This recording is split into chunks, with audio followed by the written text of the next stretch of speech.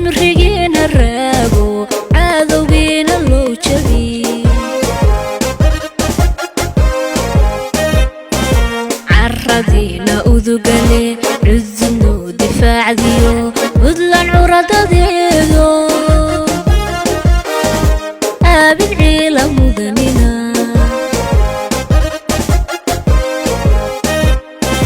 carradiina udugale cududno difaacdiyo budlan curadadeedo aabid ciila mudanina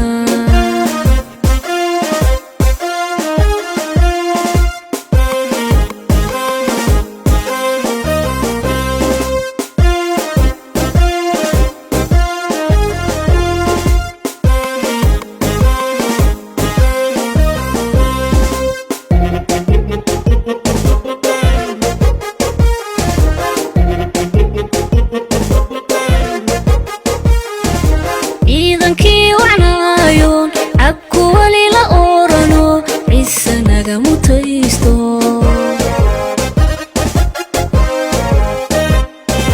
ciidankii wacnaayoon cabku wali la oorano ciise naga mutaysto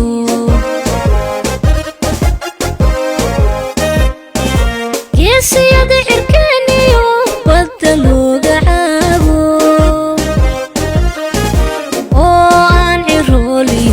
carruur bow ducayno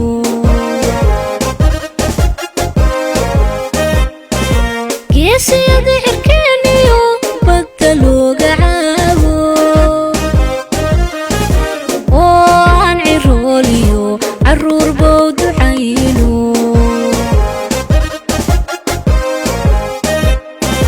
carradiina udugale cududno difaacdiyo budlan curadadeedo aabid ciila mudanina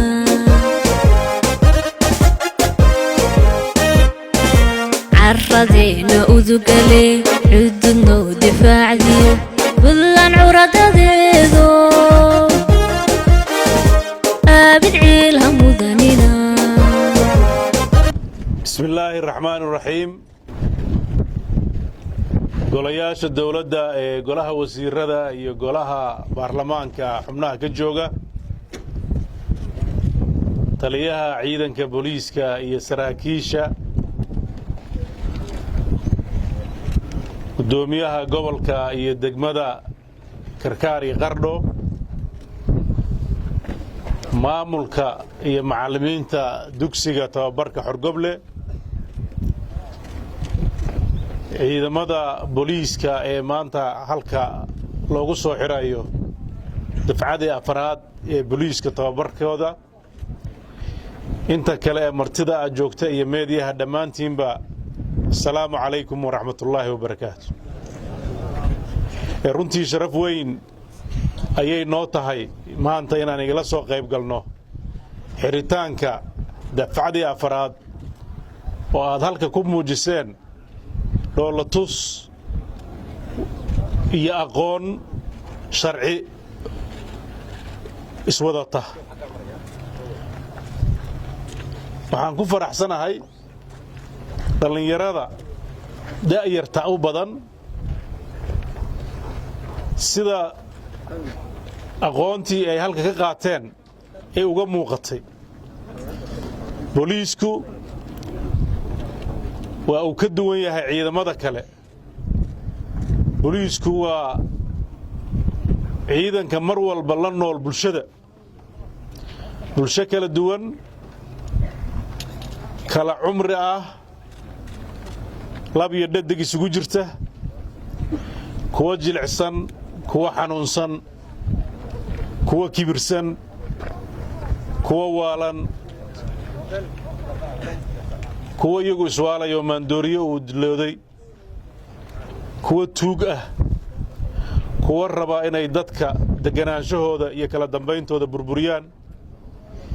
iyo cadow al-shabaab ah oo kuwa buuraha lagu horjooga aan hayne ku dhuumaalaysanaya bulshada dhexdeeda intaasba indhaha hore ee dawladdu ee arrimahaas sida dhow ula falgalaya waa ciidanka booliiska. dowladdan markii nala doortay waxaan ballan qaadnay in aan wax ka bedelno heerka amniga ee Puntland. waxaan ilaahay uga mahadnaqayaa in mas'uuliyiintii dowladda kala duwaneyd heerarkooda kala duwan iyo bulshada reer Puntlandba hadafkaas ay nala qaateen u xaqiiqoobay. waxaa maanta markhaanti doonto ah isbeddelka amni ee Puntland ka jira. waxaan xukunka la wareegnay iyadoo magaalooyinka qaarna laga cararay iyadoo laga qabo cabsi al-shabaab, magaalooyinka qaarna looga cararay dhalinyaro faldambiyeedyo geysanaya, moobaylada furanaya, gabdhaha markay kufsadaanna dilaya. waxaad ogtihiin maanta ilaahay mahadiis magaalooyinkii waaweynaa oo runtii amni darrada ay ka jirto u muhiimsanayd magaalada Gaalkacyo iyo Boosaaso isbedelada ka jira iyo dadaalka ka socda oo lagu sii xaqiijinayo in heerka amni ay hadda haystaan mid ka sii wanaagsan ay gaaraan. waxaa maanta farxad gaar ah in ciidan booliis oo 9 gobol ee Puntland ka kooban tahay ay maanta halka wada joogaan. dufcadihii hore waxay ahaayeen gobollo hadba qayb ah, laakiin maanta sida la sheegay gobollana si dhammaystiran bay u joogaan, gobollana intii ka harsanayd baa joogta. waxaa dheer tirada halka lagu sheegay 630 ah tiro 40 u dhaxayso gabdha ayagana ah oo dugsiga tababarkii carmo uga baxay shalay loo soo xiray oo isku dufcad aad tihiin. sidaas ayuu u lahaa taliyaha booliiska 700 bay cagacagaynayaan. runtii waxaan uga mahad celinayaa guddiga dib u habaynta ciidanka oo wasiirka maaliyadda iyo wasiirka amniga iyo taliyaashii ciidamada ay qayb ka ahaayeen, iyo si gaara dugsigaada tababarka lagu qaato laga soo bilaabo godad, abqaale, xorgoble, carmo iyo green. intaba waxaa ka soo baxay dufcado aad u fara badan oo isugu jira qaybaha ciidamada. waxaad arkaysaan in isbeddel weyn ku dhacay tayadii ciidanka oo ay ka muuqato tababar ay weheliyaan agab, hadday noqon lahayd gaadiid, hadday noqon lahayd dress, hadday noqon lahayd hub, hadday ahaan lahayd aqoon. intaba waxaa aan la qiyaasi karin oo isbeddela ayaa ku dhacay. waxay ku timid siyaasad gunti guujis ah oo aad loo beeqaamiyey hantidii dalkan u lahaa oo lagu wajahay meesha dadkani ay u dhimanayeen oo ah amniga. dawlad laba shaqaa laga rabaa, dadkuna inay bartaan waa muhiim. shaqada koowaad waxa weeye kala dambaynta iyo sharciga, ama waxa afqalaad lagu yiraahdo law and order. sarreynta sharciga waa in dawladdu ay gacanta ku qabataa. shaqada labaadna waxa laga rabaa inay bulshada u adeegto oo adeegay bixiso. adeega ugu horeeya waa adeega nabadgelyada oo ugu sii horeeya kan booliiska uu bixiyo oo ah wixii maanta aan tusteen in dambiilaha la qabto, in oobi la geeyo, in maxkamad la saaro, in dhibanaha la dhibtiro, eedaysanahana markii lagu caddeeyo eediisa uu helo waajibka uu leeyahay la marsiiyo. arrimahaas waa arrimaha jiritaankeenna bulsho saldhigga u ah. waxaad ogtihiin 30 sano ayaa marna dawlad la'aan ahayn, si guud Soomaaliya marna dawlado tabar yar ay dalka ka jireen Puntland 23 sano u dambeeyay waxay la kufaakacaysay hadda meel soo maraysay inay dhisato maamul u adeega bulshadeeda sharciga ilaaliya horumarka ka shaqeeya waxay maanta Puntland maraysaa in ay dib u milacsato 23 sano kadib 22 sano iyadoo jirtaan nimid waxaan garanay inay Puntland u baahan tahay dib u dhis hor leh oo marxalashii la soo dhaafay marxalad ka duwan ay u baahan tahay marxaladday u baahan tahay waxa weeye Puntland inay degto dadkeedu is aamino sharcigu shaqeeyo dawladnimadu ay shaqeyso ciidamadeedu ay noqdaan kuwa bulshadan wanaagooda ka shaqeynayo ilaalinaya haddaanan la helin si taa loo helo waa in la helaa ciidan tababaran caafimaad qaba aqoon leh waxaa saldhigyada qaybtood joogi jiray ciidamadeennii soo shaqeeyey ee qaarkood gaboobeen qaarkood ay dhibaatooyin la soo darsay dhaqan baxeen kuwa kaleetana intay ku dhacday mushahar la'aan daadufkii uu u gaarsiiyey inay kuwii maanta laga sheekeynayay oo ahaa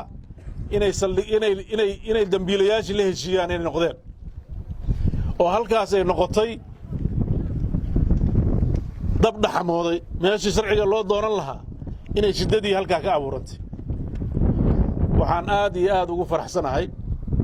dadaalka dawladdu bixisay iyo sida loola gartay waxaan uga mahad celinayaa runtii intii ka qayb qaadatay oo dhan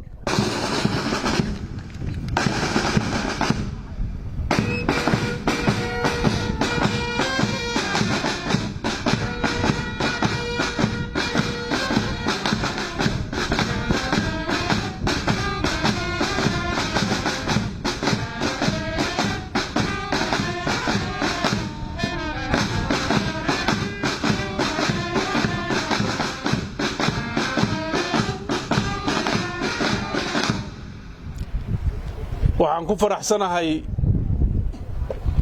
in la ansixiyey siyaasaddii kaabidda ciidanka oo uu hadda wasiirku ka hadlay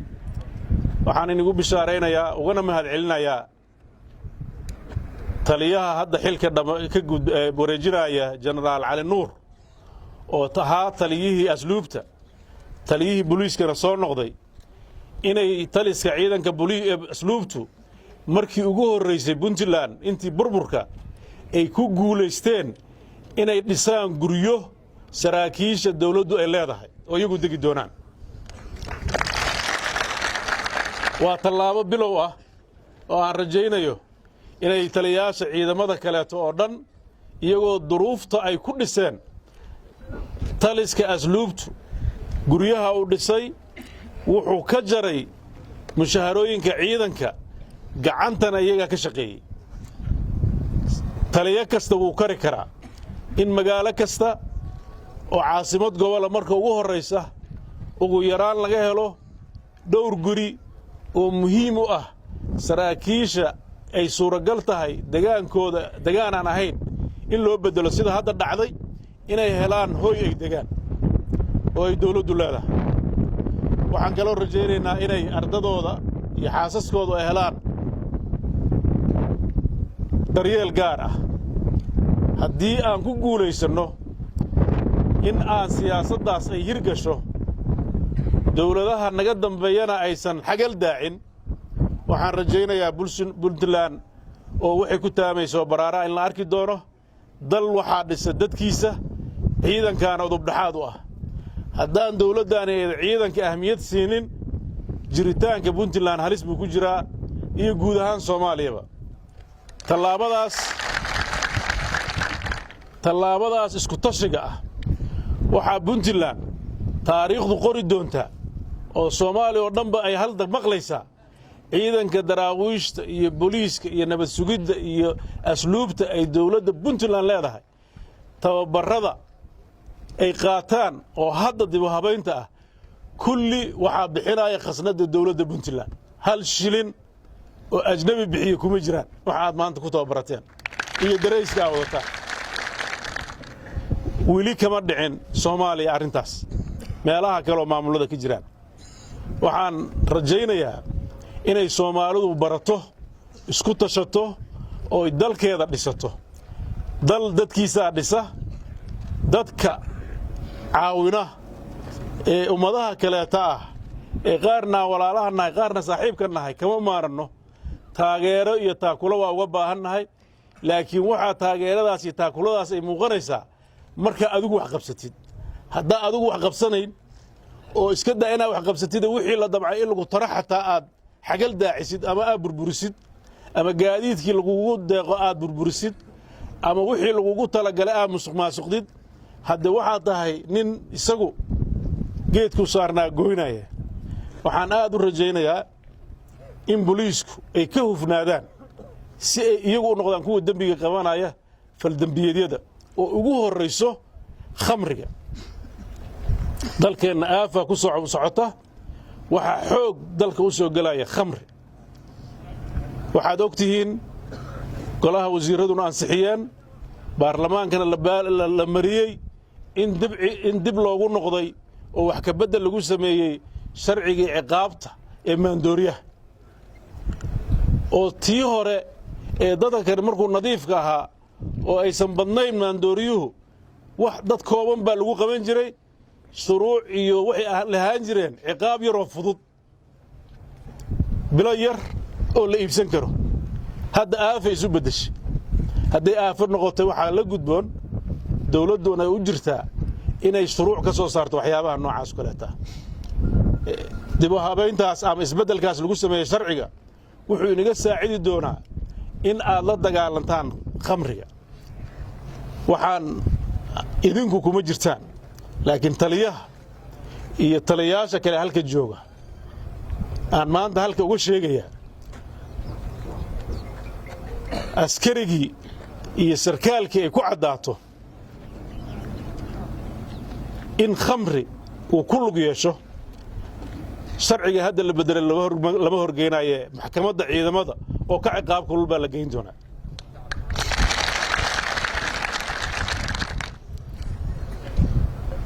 tuhun badan baa lagu tuurayaa laakiin tuhunku dembi maaha ilaa la hubiyo waxaan ogahay inay wax ka jiraan aan qarsoodi ahayn in baabuur ciidanka dawladdu leeyahay lagu qabtay khamri iyagoo ka ganacsanaya waxaan markhaanti lah oo aan qarsoodi ahayn saraakiil dawladda ka tirsan in lagu soo eedeeyey oo lagu qabtay waxaa cad khamri iyo xashiis la qabtay oo markii la damcay maxkamadda in la geeyey la waayey ogaada waxaan ili tababarayo sharcigan ila baraayay waxay ahayd inaydan helin marmarsiyo waxa mushaharkiina loo kordhinayay inaydan helin marmarsiyo waxa bisha markay dhamaato nila siinayaa inaydan helin marmarsiyo waxaan rajaynayaa ciidamada booliisku siday dambiilayaasha kale u qabanayaan kuwa dhexdooda ku jiray qurminayaan inay iska qabtaan sharafta iyo heybadda ciidanka in la soo celiyaan rabnaa cidda soo celinaysa oo idmanna waa idinka kuwa dembiga baaraya waa idinka kuwa ciqaabta marinayana waa idinka waxaan iniin rajaynayaa in isbeddelka hadda muuqda idinkuna aad halkaas ka sii qaadaan maxaa yeelay waxaad tihiin dhallinyaro ka duwan kuwii hore ee dib loo tababarayey oo maskaxdoodu furan tahay oo aqoontu u sahlan tahay inay qabtaan oo sidii yarkii halka gabayga ka tiriyey uu u cabbirayey waajibka saaran iyo wax laga doonayo inaad u gudataan oo ay noqoto tusaale inay noqoto iyo heestii aad halka qaadeen inay noqoto astaantiinna inaad dadkiinna u turtaan degaankiinna ilaalisaan ummaddiinna u naxariisataan midka waayeelka ah midka daciifka ah midka ardayga ah haweenka runtii waxaan aad uga xumahay falka kufsigu inuu soo badanayo oo aad runtii foolxumo noogu ah haddaan nahay bulsho muslin ah oo Soomaaliyeedoo dhaqan iyo diin lahayd arrintaas waxyaabaha keenaya dabcan markay ummad dhaqankeennu miyiga deganaa magaalooyinka la soo galo cilladahaas way imaan karaan maxaa yeelay magaalada marka la yimaado dhaqanka magaalo in lala qabsado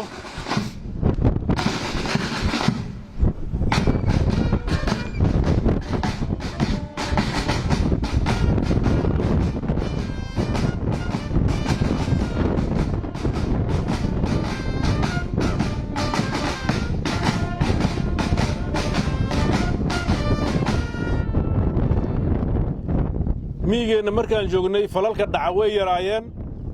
xeer Soomaaliyeed oo la difnaan ku jirto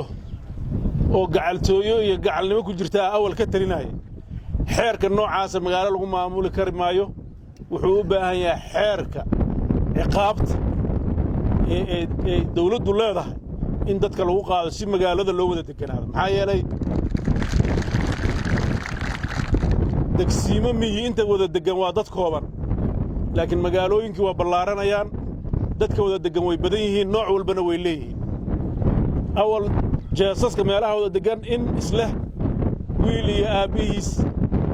dhowr walaalo ah dhowr isku laf ah baa meelo wada degaayay laakiin magaalooyinka waxaa degaaya dad aad u kala duwan waxaa magaalooyinkeenna waaweynaa soo degaaya dad ajaaniba oo Soomaaliba ahayd oo dhaqamo kala wata sidii halka laga muujinayay niman Etoobiyaan ahaayo iyagu naftarkooda khamriga ka ganacsanayay waa ka buuxaan magaalooyinkeenna waaweyn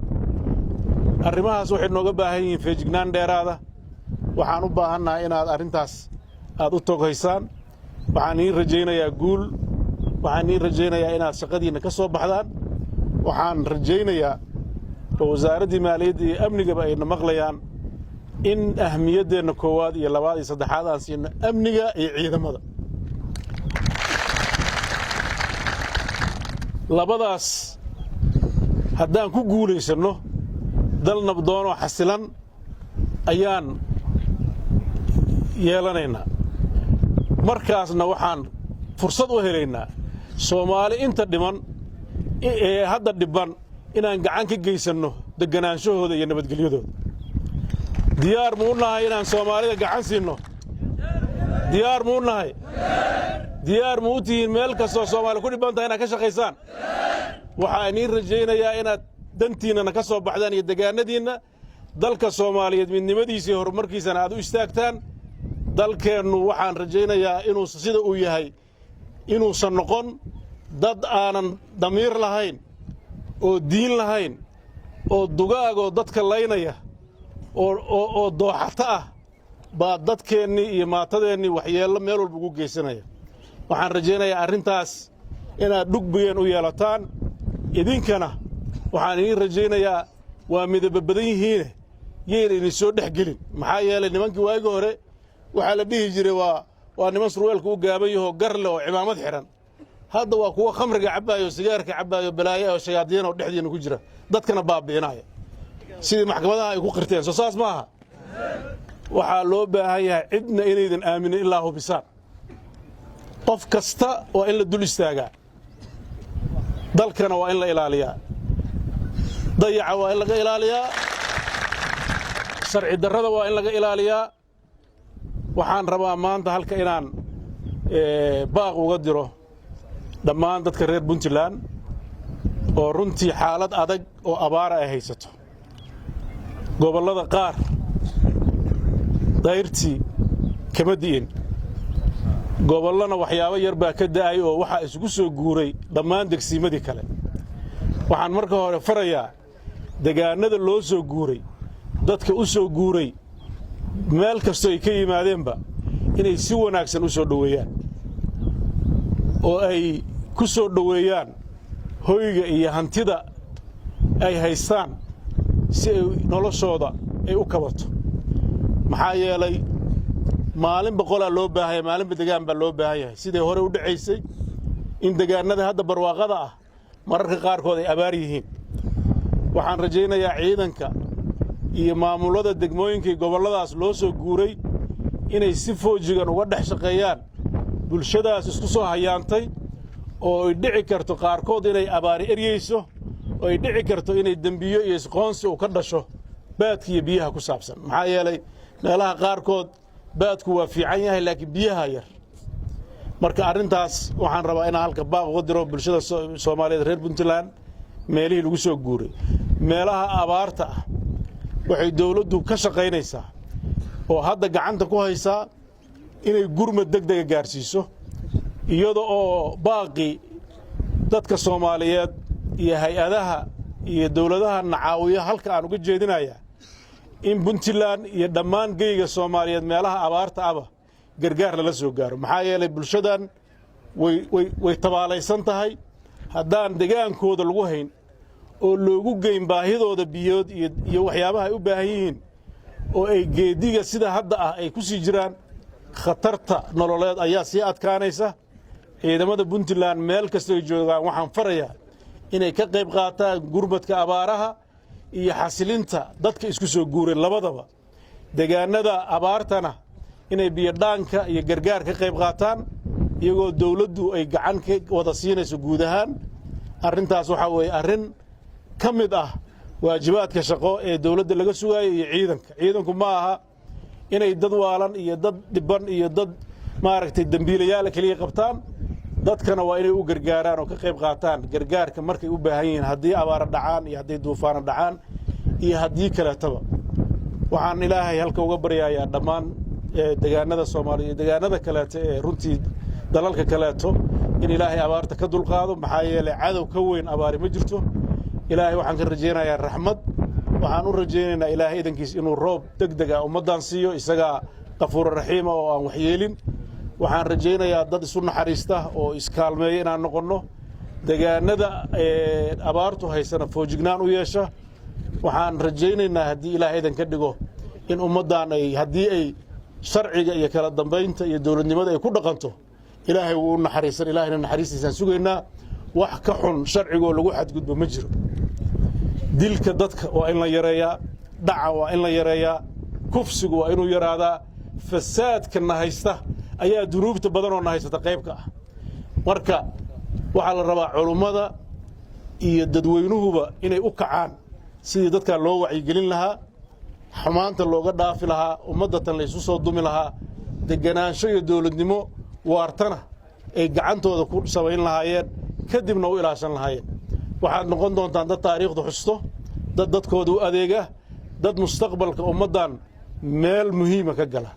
guul baan ii rajaynayaa inta abaalmarinta mudan sida la sheegay waan abaalmarin doonaa waana lala socon doonaa si dhow haddii ilaahay idmo waxaan si gaara ugu mahadcelinayaa taliyaha iyo macallimiinta runtii dhallinyaradan quruxda badan soo saartay iyo kuwii ka horreeyaba dadaalka ay bixiyeen annaguna kama daali doonno inaan garab taagannahay inaan munaasabadaha inagala soo qayb galno inaan baahiyihiinna xaq qabtirno inaan mar walba gacan ina siinayno si aa waajibkiina u gudataan aad baad u mahadsantihiin wakhti badan baa joogteen wasalaamu calaykum waraxmatullahi wabarakaatu